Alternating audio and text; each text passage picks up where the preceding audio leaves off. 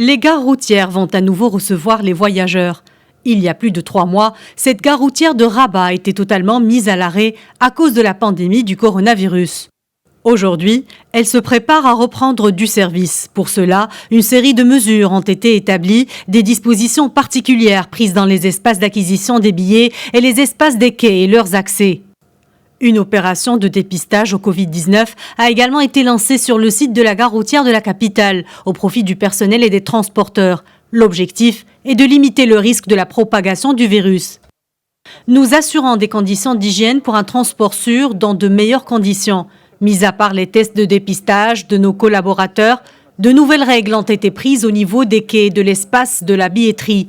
Des indications sur la nécessité de la distanciation sociale. Aussi, les voyageurs seront guidés à travers des affiches et des annonces audio et la capacité d'accueil sera très limitée. Le ministère de l'Équipement et du Transport a instauré un cahier des charges relatif à la gestion des risques de la propagation du coronavirus, qui devra être strictement respecté par les transporteurs, les responsables des gares et les voyageurs. Tout en louant ces mesures préventives, de nombreux professionnels du secteur des transports estiment que les conditions de la reprise de leur activité demeurent drastiques et réclament l'allègement des mesures sanitaires.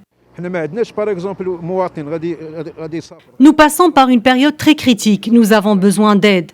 Les transporteurs ne peuvent pas couvrir toutes les charges, les frais d'assurance, du personnel, de désinfection, sans oublier les autres frais relatifs à l'entretien des véhicules.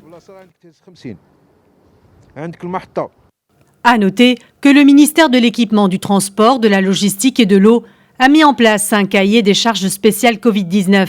Dédié aux entreprises du transport et aux gares routières, ce nouveau dispositif exige aux transporteurs de respecter le taux de 50% maximum de la capacité du véhicule.